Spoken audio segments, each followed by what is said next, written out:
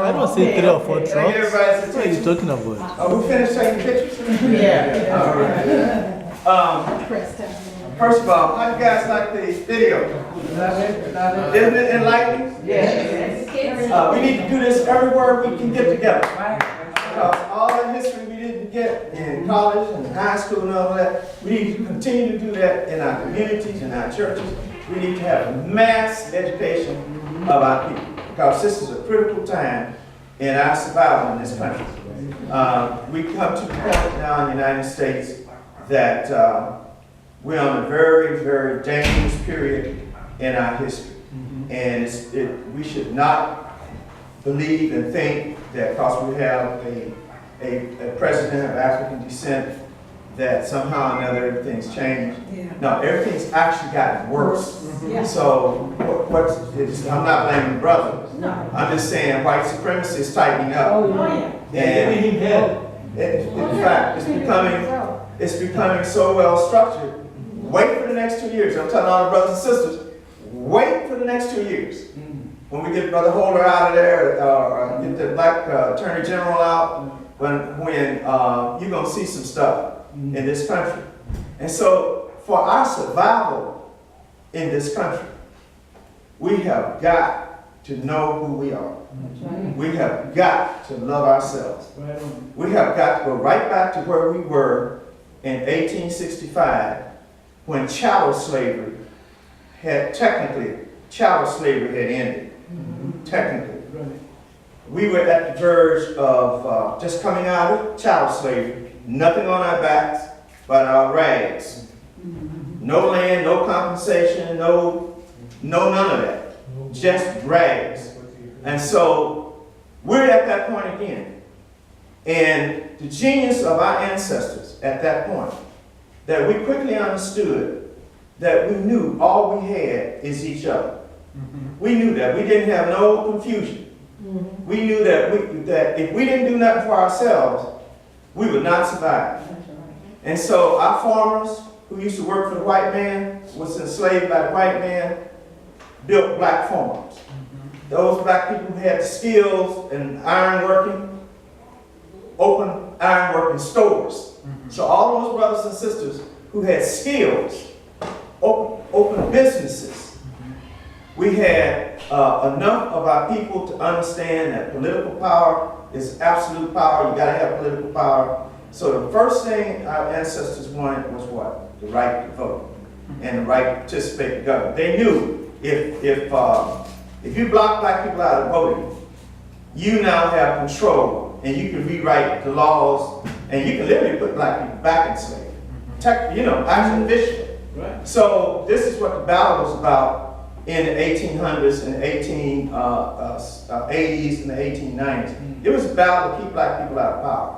Well, if you're looking at everything as it is right now, what you see right now is a backdoor entrance back to Jim Crow. Again, it's coming back again. And so I've been telling people this thing about shooting our young people. That's just a continuation of chattel slavery. That's what's been happening to black people for 400 years. Particular black males have been shot to death all the time because how are you going to manage black people if you're going to let black men be in control of their own, particularly black young men, because they are the foundation of the security of the community. So if you knock out the soldiers, you knock out the young men, the women and children, and everybody else is fair game. So the politics of white supremacy has not changed. And so our liberation is knowing this stuff. Because if we don't know this, we don't know who we are. We are vulnerable to the nonsense that we face with right now. And this video, I got all three of them. And this one is particularly good because what it shows you a deeper history of African people. Because in America, as African Americans, we don't know hardly anything about our history. And we certainly don't know that the African world is a global community. Most African Americans don't know that. We look at Fresno, we look at the United States, and that's our vision. Most of us have still got issues with, am I really an African? I mean, they kind of look like us, but I don't know. Every one of them I see, they all shot, they don't like us, all that kind of crazy nonsense. that's being perpetuated to keep us in what? In darkness, in a lack of knowledge of ourselves. So every little bit of history we can get is a good thing. And we need our children to see this, because our quest is for our children. Our quest right now is for our grandchildren and those children that we will never know and never see. And so what we do in this time, what we do in this generation, will determine those 7 generations of black children that we will never know and never see. Because we're going to become elders and we're going to transition. And with those young people that are our children now, we are preparing for their survival. And they cannot survive in the issue of not knowing who they are, not having a sense of love for themselves. And so I really compliment these brothers and sisters who put this series out. It's all over the country. I'm so happy I don't know what to do. It's on YouTube. I said, we got to spread this data, because it's not going to come through the educational system. Forget it. It's not going to be in Hollywood. You're not going to see that, because they have another agenda. And so that agenda is to keep us locked up in mind and keep us enslaved. So before I get back to it, I just want to ask some comments from people in the room, your personal comments on what we've been looking at in terms of this video. It's really excellent. Yes, sir, brother. When did the so-called Moors begin to migrate into the European? Well, the Moors, in fact, the Moors have been in Europe. There have been black people in the time of Rome. And in fact, as he said, there were actually Moors during the Roman period. There were Moorish emperors.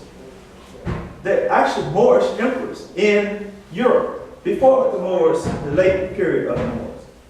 Probably that's why we don't have as many issues with white folks and their diseases and all that stuff, because we're already immune to them. Because we've been in Europe for what? The first Africans in Europe that we know in a nation was in the 2000, around this period, about 2011 BCE. Gibraltar is just a few. You can walk into Europe. Yes. And so we have a pharaoh who set up the community in Greece called Athens. Pharaoh Senusret. And I think that's around 2013 BCE. So that means black people have been in Europe in a very civilized, organized state. The Europeans were still primitive people. They were really, underdeveloped people. Very much underdeveloped. And so these Africans, because they needed trade centers, they set up a settlement where Greece is now. And so if it wasn't for Greece, the Africans would still be in that state. Remember, it's the Greeks, the Romans, who transformed these people today that we call the English and Germans and all them into what they call civilization. And I do mean what they call civilization. And so the Moors, and something that most people don't know about the Moors, the Senegalese are one of the group of Moors. See, nobody want to talk about them because they're down in deeper black Africa. So nobody want to talk about the Senegalese. The Senegalese, the people from Kano, all of those Africans, as well as Berbers and the Visigoths and the Tuaregs, the desert Africans, all of that group makes up the Moors. And by the time the Moors got into Europe, they were highly developed and highly, as a people, very well developed. In fact, one of the first universities in Europe is the University of Salamanca, which is made up of Moors and Arabs. And when they were building the University of Salamanca, we had the University of Sankore in Timbuktu, in West Africa. So we have these parallel great educational institutions. At the same time, around 14, 15, 10, 11, 9th centuries. There's really no real yet an educational institution on the level of Sankore or Salamanca in the 9th century. There just is not one in Europe. Not yet. Europe, I think, is Edinburgh, or one of those might become one of their first major universities. It's one of them. And then the University of Germany. But they came later than what the Moors had developed in Europe. It's the Moors who transitioned Europe out of the Dark Ages. Had it not been for the Moors, the Europeans would probably still be in the forest, in the woods, and all of that. So those Moors, I'm just giving you the foundation of that group is in West Africa and North Africa. So, okay, so we know that everybody knows here that that's a fact and that was true. So after the Moors, when Europeans came and conquered it, and they're still ruling today, so that makes sense to me that they took the information that the Moors had and they changed everything white. Yes, that's So- what they did with Jesus. Oh, that's what I'm Yeah, religion. that's what they did with Jesus. So do you believe that the Africans can relate to the Bible? Now, do you believe that's us in the Bible? Much of the Bible is out of Africa. That's what y'all don't know. The main concepts in the Bible is rooted in Africa, very much so. And for a long time, yes, brother. I'll wait for you. I was just going to say, for a long time, we have to understand the Greeks went into Africa, right? They say they did. We know they did. They conquered Africa, right? They conquered Egypt. And so when the Europeans, this is the first Europeans, around 300 BCE, the first Europeans to come into Africa are the Greeks. And what they did, what most people don't know, they just tried to become black. They took on our religion, they took on our philosophy, in fact, one of the reasons that you had a University of Alexandria is the plundering of the African temples. And those Africans that resisted the Greeks were murdered because the information that they gave was so dynamic. Some of them were sworn to secrecy. So the Greeks murdered them. And so the Africans that you see, they're survivors. Because it was a question, will they as priests and priestesses, and we got to understand when we're dealing with Africa, we have priestesses as well as priests. Women? Yes, of course. Africa's always a binary relationship. Just one quick question. So Moses was African. Pardon? Moses was African. Of course. His name is, That's what I want to hear. Moses is Pharaoh's name, Moses. Even if he wasn't an African, Okay. the religion that he propagated for his people, the Jews, was taken from Africa. Right. He learned it from the pharaohs and so on, and then he decided to take it to his own people, the Jews. Okay. So even if he's not African, no, the religion that he gave to his people is pure African religion. Oh, Right, yeah, yeah. exactly. Now, Exactly. I have this question. They just changed it. What, You know, change the names. Give it names like Noah, Days, those are fictitious names. Yeah. with that in mind, bring it up to today, as Christians, how do we enter into this black struggle? Because our focus point is to love everybody and be kind.